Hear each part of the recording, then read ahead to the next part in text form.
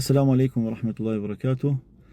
Vëllezër dhe motra, me qenë se ne në baza ditore kemi takimet shumëta dhe trajtojmë probleme nga më të ndryshmet, bashkërisht me xhamatlinë tonë dhe me shoqërinë ku ne jetojmë, hasim në probleme të shumëta, të lashet, pa numërta, të cilat janë pjesë përbërëse e jetës kësaj bote, dhe normalisht që secila prej tyre e përçon një lloj rëndese në vetvete.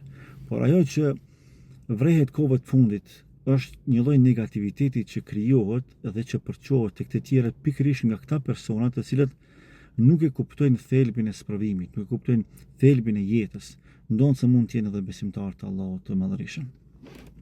Vëllezër dhe motra, jetën nuk duhet shikuar në bazë të ndodhive që neve na ndodhin, por në bazë të fshehtsive dhe urtësive të Allahut që fshihen pikërisht pas këtyre ndodhive dhe pas këtyre ngjarjeve që ndodhin në jetën tona.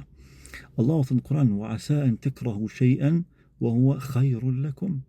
Ndodh që të urrejni diçka, por ajo është më e mira për ju.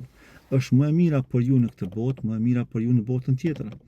Nga se Zoti i Madhërisht nuk lejon që robi i tij të dëmtohet nga diçka që ai nuk ka njohuri për të, ndërsa që Allahu ka njohuri për një dëmtim eventual që mund t'i ndodhë atij. Prandaj Allahu krijon barikada mes nesh dhe mes gjërave që shpesh ne i synojmë.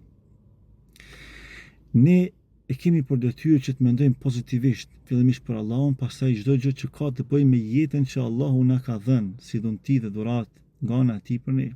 Prandaj thot Zoti: "Ana 'inda dhanni 'abdi bi", unë jam në mendimin e robit tim për mua.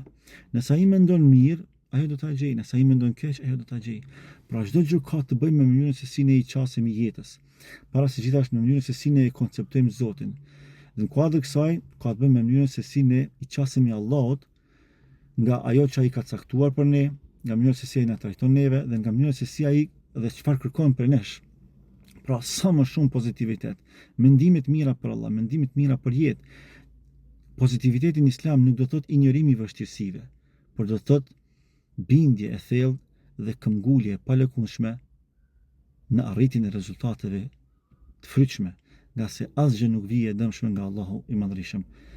Jini sa më pozitiv, buzëqeshni, sepse është sadaka. Dhe kjo është dëshmi se Allahu nuk lejon që besimtari i tij të përçojë negativitet. Wassalamu alaikum wa rahmatullah. Qofshin emanet.